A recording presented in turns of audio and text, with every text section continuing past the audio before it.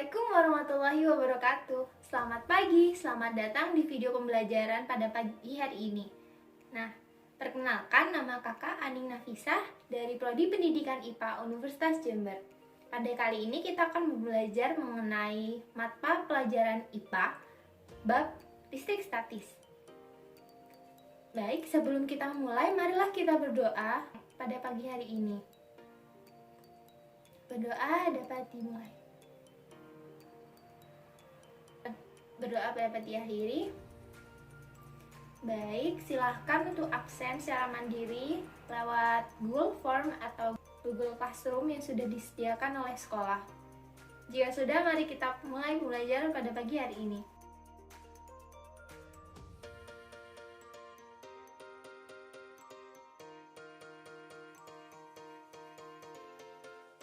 Nah, pada pagi hari ini kita akan belajar mengenai listrik statis. Baik, sebelum kita memulai pembelajaran, marilah kita mengetahui terlebih dahulu apa saja kompetisi dasar juga tujuan pembelajaran yang kita lakukan pada hari ini. Pertama-tama, kompetensi dasar dari pembelajaran yang kita lakukan pada pagi hari ini ialah menjelaskan konsep listrik statis dan gejalanya dalam kehidupan sehari-hari, termasuk kelistrikan pada sistem saraf dan hewan yang mengandung listrik. Kemudian, tujuan pembelajaran pada hari ini ialah agar siswa dapat menjelaskan tentang atom, dan yang kedua, agar siswa dapat menjelaskan muatan listrik. Kedua hal ini diharapkan dapat dilakukan siswa ketika siswa sudah selesai menyimak pembelajaran pada video ini. Pertama-tama kita harus tahu atom. Apa sih atom itu? Atom merupakan suatu materi yang terbentuk atas inti atom dan awan atau kulit atom yang mengelilinginya.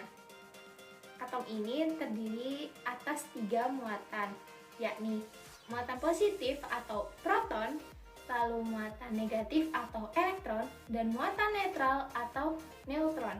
Ketiga muatan ini membentuk suatu atom. Dimana kan sebelumnya sudah kakak beritahu kalau atom terdiri atas inti atom dan kulit luar atom. Proton dan neutron jika digabungkan akan menjadi inti atom, sedangkan elektron akan tetap berada di kulit atom. Sekarang kita akan belajar mengenai perpindahan elektron pada kehidupan sehari-hari. Kamu bisa mencoba secara langsung tentang ini. Bisa dilihat gambar di sebelah.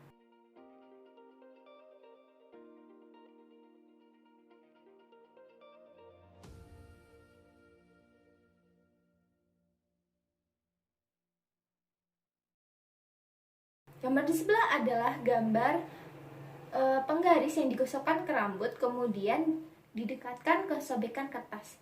Sobekan kertas ini akan tertarik ke penggaris. Kira-kira kenapa ya bisa terjadi seperti ini?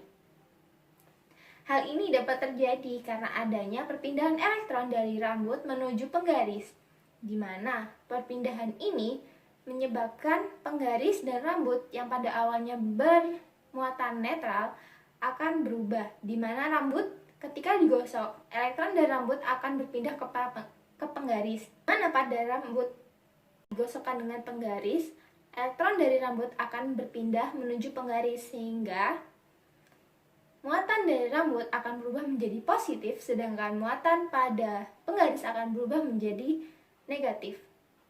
Nah, ketika didekat dengan kertas, di mana kertas ini memiliki muatan positif, dikarenakan saat terjadi sobekan, maka elektron akan saling berpindah menuju satu sobekan ke sobekan lainnya, sehingga terjadi kemungkinan akan adanya sobekan yang bermuatan positif dan negatif.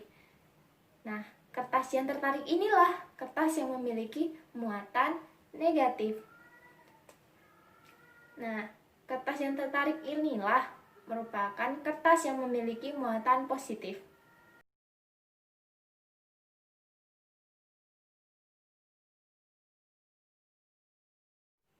Selanjutnya kita akan belajar mengenai hukum Coulomb. Hukum Coulomb berbunyi, besar gaya antara dua benda bermuatan listrik yang saling berbanding lurus dengan muatan antara kedua benda dan saling berbanding terbalik dengan kuadrat jarak antara kedua benda tersebut.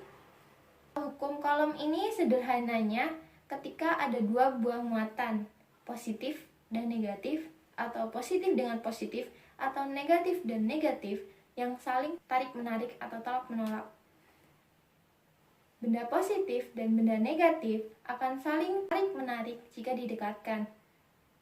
Kemudian benda yang memiliki muatan yang sama, seperti positif dengan positif dan negatif dengan negatif, akan saling tolak-menolak ketika didekatkan. Selanjutnya kita akan belajar mengenai rumus hukum Coulomb. Rumus hukum Coulomb adalah Fc. F adalah gaya dan C adalah Coulomb, sehingga Fc adalah gaya Coulomb. Gaya Coulomb atau Fc sama dengan K, konstanta dikali Q1 dikali Q2, atau Q1 Q2 di sini adalah muatan. Muatan 1 dan muatan 2 dibagi R kuadrat atau jarak kuadrat antara Q1 dan Q2. Nah, itu dia penjelasan hukum Coulomb pada pagi hari ini. Semoga bermanfaat. Terima kasih untuk waktunya. Maaf jika banyak salah dari kata juga penyampaian. Terima kasih. Wassalamualaikum warahmatullahi wabarakatuh.